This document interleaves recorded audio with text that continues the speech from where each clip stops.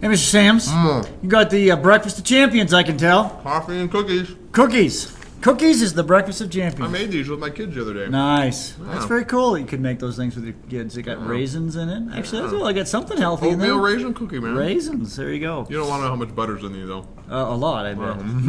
Yeah, okay. Okay, so today, folks, we want to just do some more stoichiometric problems. Problems with stoichiometry. Yeah, that was a mouthful. Yeah, well, you're trying to, yeah. So, first of all, I think before we do that, should we do a little cool experiment? Let's do that. So let's burn some propane. What do you think? I'm always up for burning stuff. Let's burn in the morning. You know, it is 5 degrees outside. It's stinking cold this morning. It took me 15 minutes to scrape all the ice off my car. Yeah, you should get a garage. Yeah. Yeah, I used to have one. Now, Yeah. now it's a bedroom for my Yeah. children. Okay, it was 5 degrees this morning here at Woodland Park. Hey, let's do that demo. Okay. Alright, I got my propane torch here today, and what we're going to do is we're going to burn a little bit of this propane, and then we're going to use some stoichiometry, and we're going to figure out how much carbon dioxide I produced in this reaction. So in order to figure out how much propane I burned, I need to weigh my torch first. Okay, so put it on here. Looks like it's 286.5 grams. Alright, now I'm going to turn this on. And hopefully I can get it lit as soon as the gas turns on, otherwise, there we go. Otherwise the mass that went down wasn't going to be that was burning. So, we'll crank it up a bit. Ah, yes. So what's happening to the mass of the gas in the torch now? Well, the mass in the container is going down because it's obviously coming out and burning. It's reacting with the oxygen in the air. It's producing water vapor and carbon dioxide gas. We want to figure out how much carbon dioxide we're producing. All right, so let this burn for a few more seconds. And we'll reweigh it.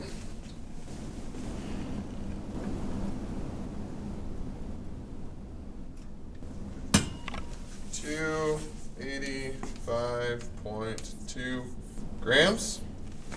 So what do we do so now? if we just subtract the masses, then we can get the mass of propane that was burned. So we burned 1.3 grams of propane in that process. So we can go do some stoichiometry now and figure out how many grams of carbon dioxide we produced. Let's do that. I like fire. That was cool. Well, let's actually do the problem here. Okay, let's work it out. Okay, now what's the first thing we always have to start with, Mr. Sams? We definitely have to have a balanced Oh, equation yeah, first. yeah. Well, so you had that propane in the tank. So that's C3H8. And we react that with Oxygen in the air. Oxygen in the air, and that's O. It's just O2. Oh, yeah, man, that's one of those Brinkelhoffs, Magic Sevens. And of course, that produces two things. What? Oh, my mouthful. Well, I'll tell them, Marty. Carbon dioxide combustion reactions always produce the same two things, carbon dioxide and water. Okay, so we got a balanced equation. We're good. Yeah, we will. Do we have a balanced equation? Oh, we got to balance it. Yeah. Hey, it's the Stoich2 rule, remember? Stoich2. All right, so I got to put a 3 here. Do carbons first. Hydrogen, I got 8 hydrogens, so I'm going to put a 4 there.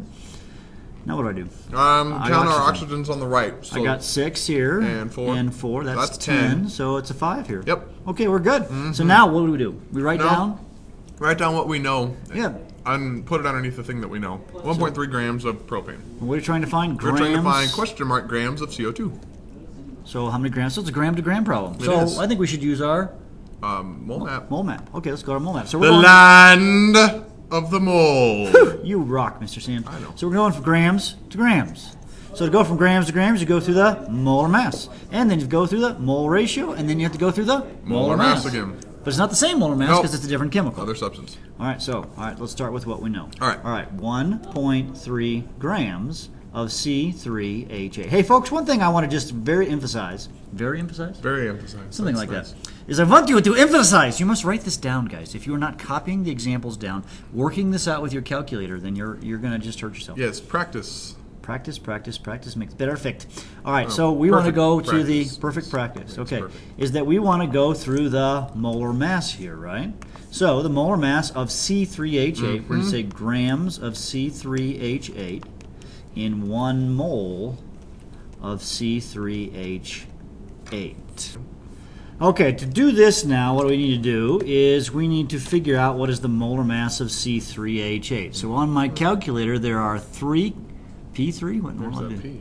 There's 3 times 12. The weight of carbon is 12 plus 8 plus times 8. 1. I want to say 8, yeah. Yeah. And that gives us a molar mass of 44 grams. All right?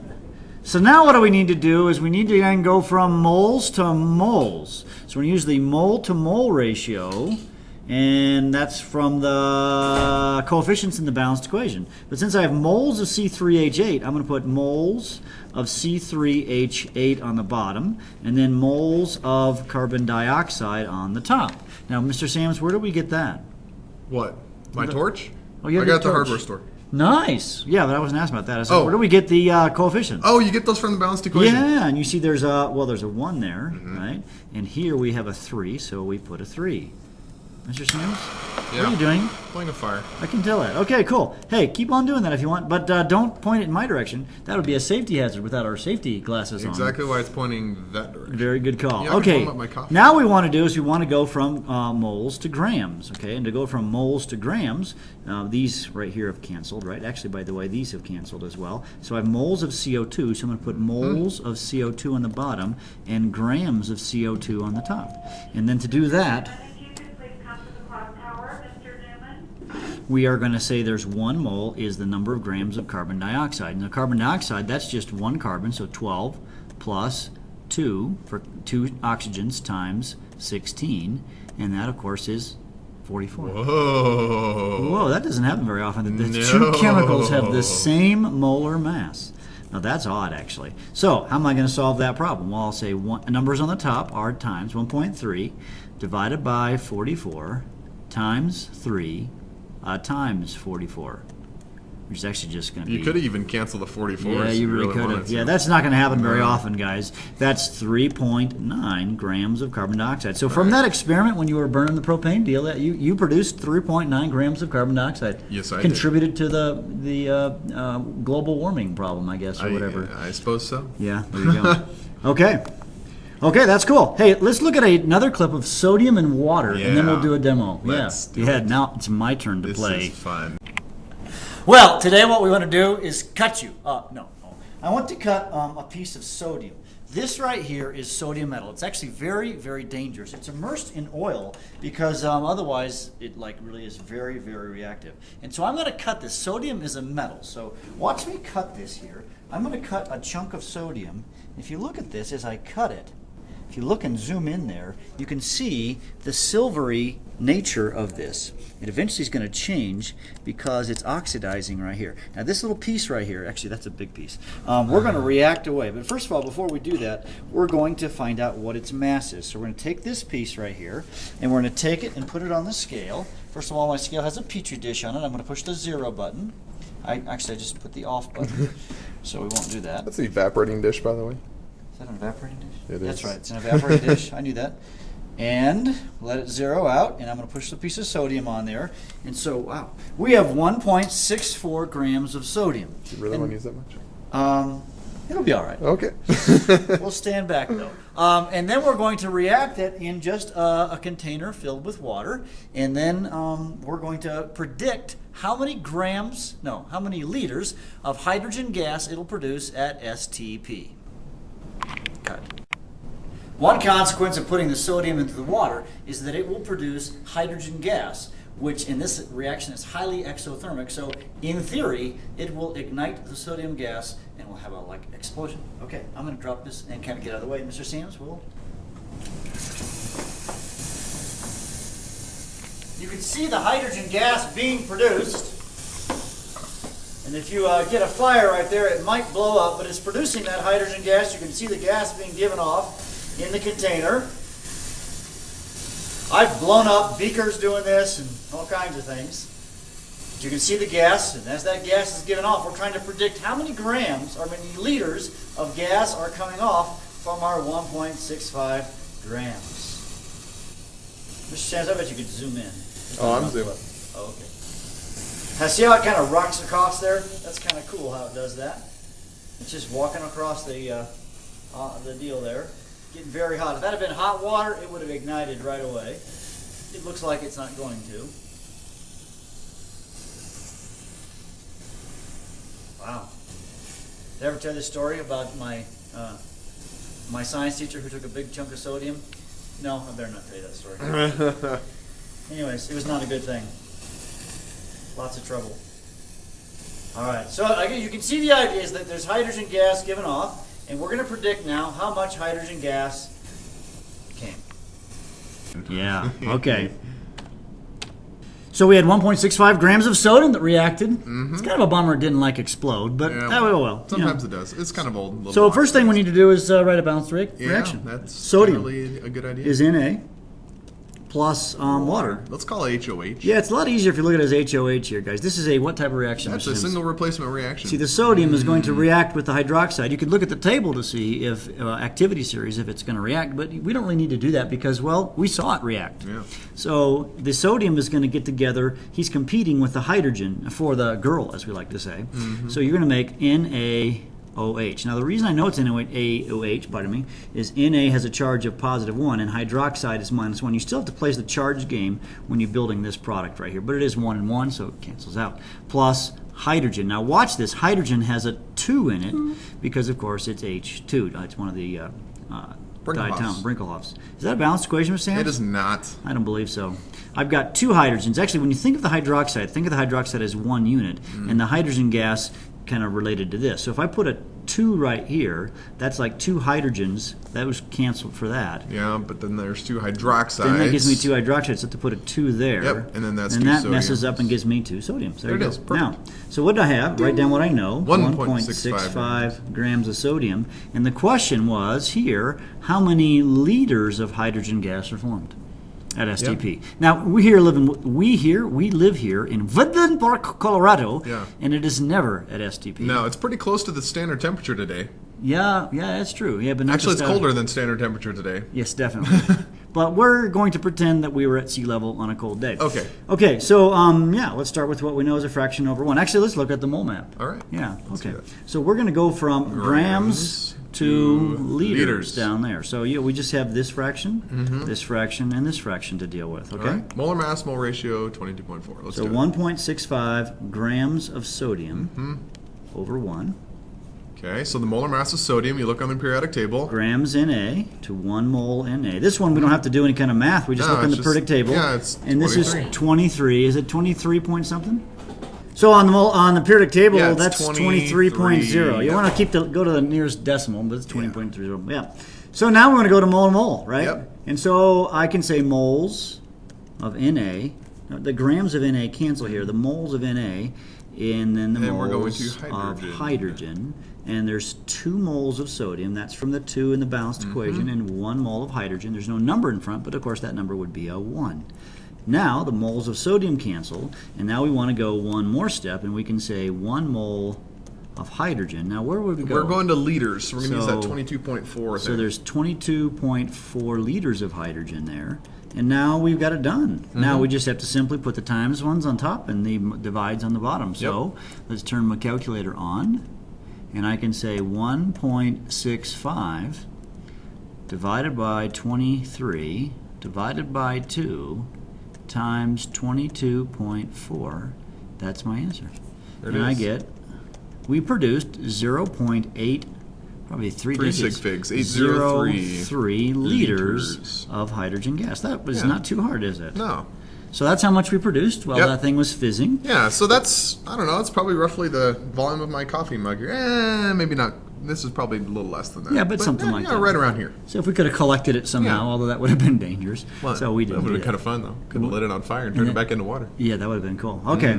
Well, now we don't have any other cool demos, but we are going to just do some more examples for you, so you make sure you get some And ideas. I may disappear because I have to go teach class here in a few minutes. So Oh. if you see me just magically disappear, that's where It's I'm because Mr. Bergman's going to be on call then. Okay. So let's go ahead. Here, I've given you a balanced equation. This is a little easier almost. Start with a balanced equation. Guess what? You're going. Hey, it's already there. We're going to recopy it though. Okay, 'cause you give us some room to work with. 2KClO3, yeah. Turns into 2 KCl's plus 3 oxygen. So if we have 5.67 liters of oxygen, We're going to assume STP here, by the way. yeah, at STP, so this would be at STP, It says how many molecules of KCl. It's really not molecules. Yeah, not really molecule. Formula units is really the correct Yeah. term for that. But yeah, let's Let's just just figure say out how many of them. particles. We'll call it Yeah. particles. Yeah. So how many particles? So we're going from here to here. Now that's going from a product to a product. Is that legal? That is, you It can doesn't go matter. anywhere to anywhere from anywhere in a balanced equation. Does Yeah. not matter. All right, so we'll write down what we know as a fraction over 1. Notice one thing I'm doing, 5.67 liters of O2. I do Yep. not just write 5.67. I also do not just write 5.67 liters. I write 5.67 liters O2. Yes. Tell us what you have and how much you have of it. No naked numbers. A No, number not must have a even partially unit naked ones. and a chemical. All right. Yes. So then I'm going to say... We're talking full Victorian garb here, covered neck to Nice. ankle. Hey. No showing wrists. My students, they don't do that. No showing ankles. In the summer, you just can. They don't wear enough at all. Yeah, I don't Yeah, know. Okay, I'll bet you do that. All right, where am I at? Liters of oxygen to moles of oxygen. So I'm going to say 1 mole is 22.4 liters. Liters of oxygen cancel. Now I'm going to do the mole thing, right? I didn't show you the mole map, but I think we're getting advanced Yeah. enough. We don't need that. So mole to mole, I'm going to say moles of oxygen on the bottom because of course the moles of oxygen are on the top in the previous problem, and go to moles of potassium Yep. chloride. And that's because, yeah, so this will be a 2 and this is a 3 from the balanced equation. Moles O2 cancel, and I have one more step to go, right? And what I'm going to do, I'm going to say moles of KCl to grams of Nope. KCl. We're going particles. Oh, no, oh yeah, to particles of KCl. I'll call it P. Perfect. Actually, part.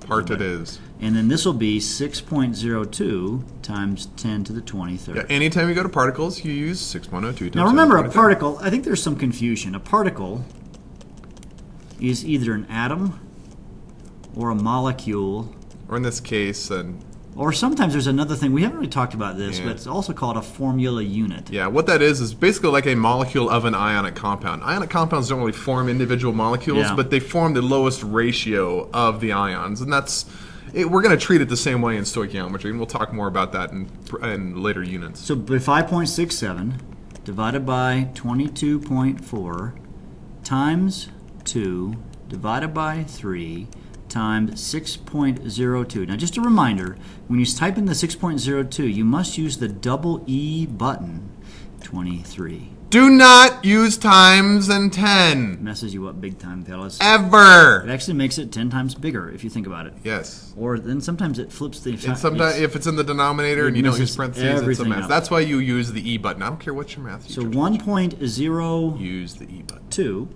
times 10 to the 23rd E button. particles I am your father. of KCl. Mr. Sams, you've become the Darth Man. I think my coffee just kicked in. That must be it. Yeah, okay, cool.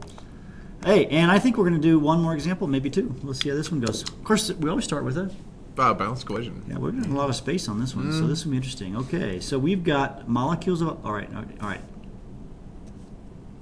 Oh, Guess what? Same reaction. it's the same reaction. All right, well, if molecules of oxygen gas is formed, so when it says it's formed, that makes it a product. So oxygen gas is formed, O2, from the decomposition of potassium chlorate. Now, by the way, let's just go ahead and figure that out. Yeah. Potassium is K positive, and chlorate is ClO3 negative 1. Oh, those balance out. Hey, That's pretty that's easy. convenient. So that's KClO3, breaks into oxygen, and it says potassium chloride. Chloride is Cl negative 1, so Cl negative 1 and potassium positive also cancels out, so it's KCl. This is the same reaction we just It saw. is. And so this is a 2, 3, 2. I think I might have rearranged it, but it's not a big deal. How many grams of potassium chlorate, so it's asking about this, are formed from what? 2.3 times 10 to the 23rd molecules of oxygen. So we have 2.3 times 10 to the 23rd molecules, and that's illegal to call that a molecule because Yeah. oxygen is nonmetal. So, all right, so I'm going to start with what I know, 2.3 times 10 to the 23rd molecules O2 over 1.